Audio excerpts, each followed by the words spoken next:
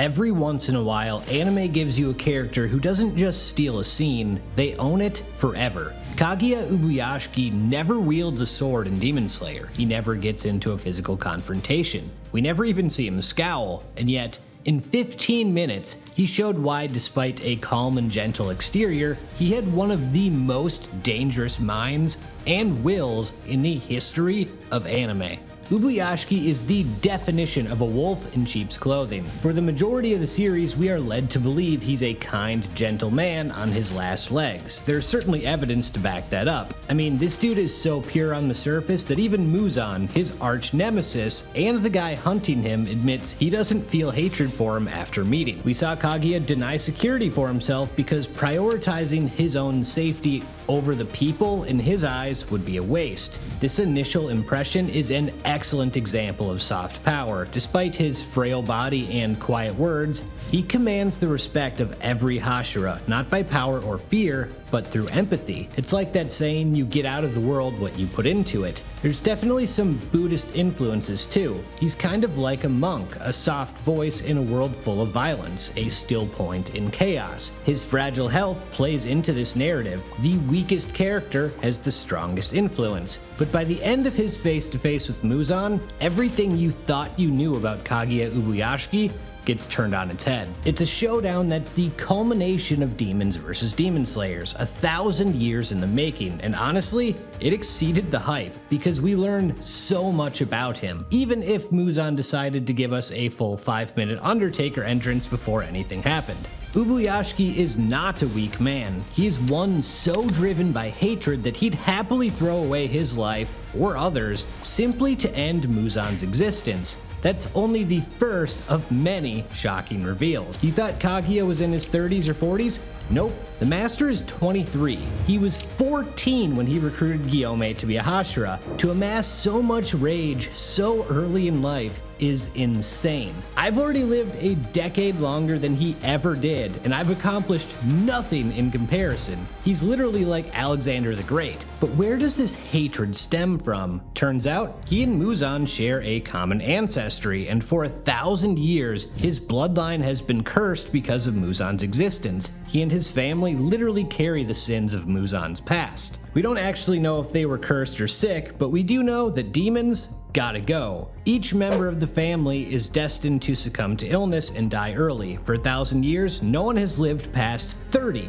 Let me reiterate, if I had been an Ubuyashiki, I would be dead right now. So because of what Muzan's existence has meant for his family, from the moment he's born, he has one goal: save his bloodline by ending Muzan. Based on this, I think we need to glaze the fact that this dude was told he had days to live, and through his sheer hatred, willed his body to keep living for months, to the point even his doctor couldn't explain it. This dude is literally blind and bedridden. His body has completely failed him, and yet his mind is so powerful that he needed to see this plan through to the end. It's next level conviction, and I love it. When Ubuyashiki and Muzan finally face each other, it's not a battle of swords or fists, but philosophies. The best part of this encounter is about eternity. This reframes our perspective of both characters. They both place great value on the concept of eternity, but each of them define it differently. For Muzan, it's about achieving immortality. He spent his entire life as a human trying to stave off death, and because of it, he became a prisoner of his own fear.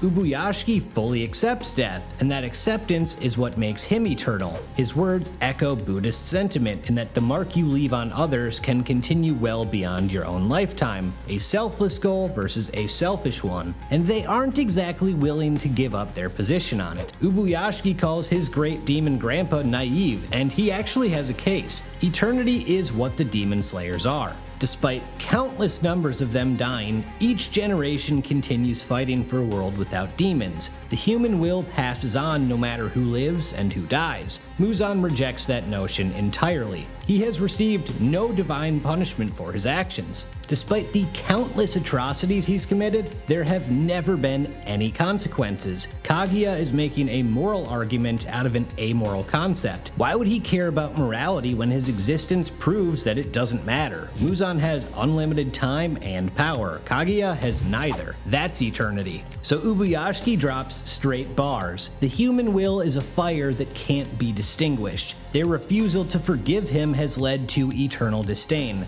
No one in 1,000 years has forgiven him. His divine punishment is coming, and it exists within them. Ubuyashiki's nothing but the messenger. Yes, his time is limited, but his life ending won't end the movement. It will only add more fuel to the fire. The difference between them is that he has people who love him. That will give his death meaning, something Muzan has never understood. The feelings and bonds he shares with his children are why they will defeat Muzan. As he says this, a bunch of candles appear, and visually this is perfect. Not only does it represent eternity with its flame, but symbolically, Ubuyashiki is the candle. The light in the darkness, even the flickering represents his wavering mortality. It's such an epic speech. You can read into Muzan too. Kaguya has accepted his life will soon end, but Muzan? He truly fears death. That's why the only time he really reacts during the speech, the one part that he noticeably responds to, is when he's told, "When you die, all demons die."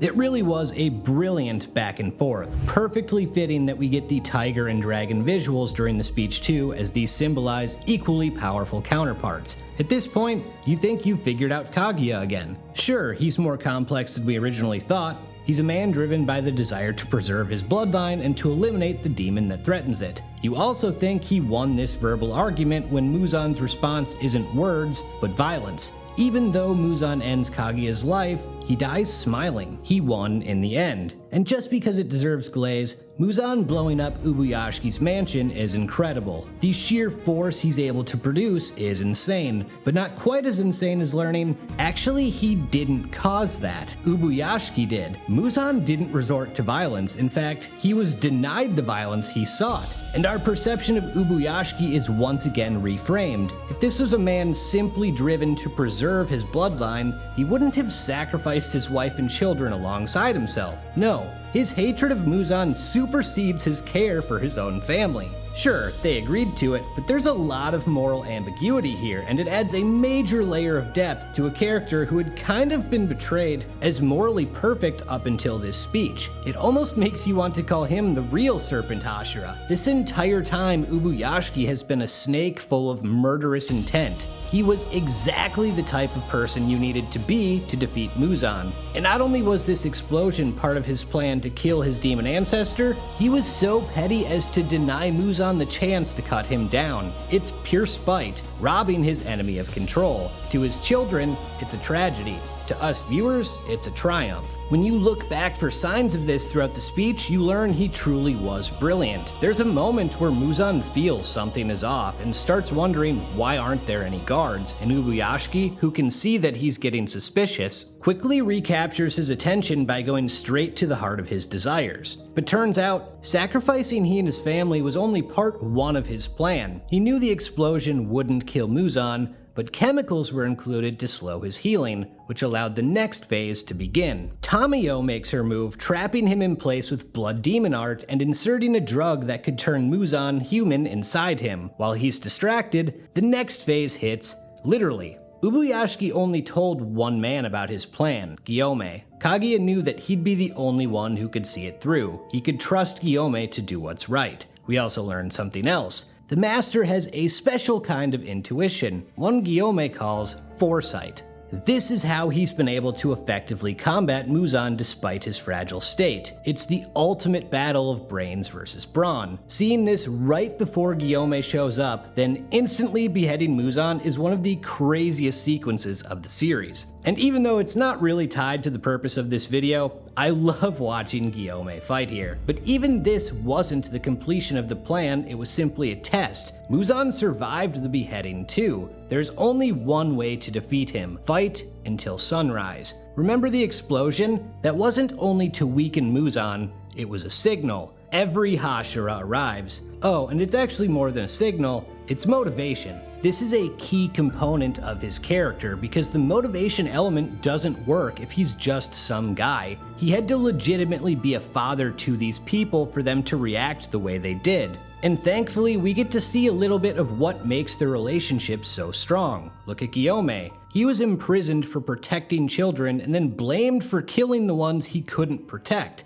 This was a blind man trying to do what was right, and he was condemned for it. But one person believed in him. One person told him they respect him for protecting others. That was Ubuyashiki. Tengen grew up in a family of shinobi where the clan took precedence over the individual. When he fled the clan, Ubuyashiki showed him the opposite. The individual matters. Empathy matters. Valuing Tengen the person is what led to him becoming a Hashira. Even Sanemi, who is a complete asshole, cries over the master's death. It goes to show what he meant to all these different people in all these different ways. It's why his character is so interesting. For around 60 episodes, he seems like one thing, only for that to be turned on its head. And then right when you think you figured him out, you see shades of something else. You can't pin him down as one thing anymore. He is kind and he is vengeful. He is gentle and he is brutal. He's inspiring and petty. But the eternity debate isn't over yet. Remember how Ubuyashiki talked about the human will, how that continues on? Well, Muzan was aware of that, and he has the perfect counter. He sends every single demon slayer into the Infinity Castle. This was his rebuttal.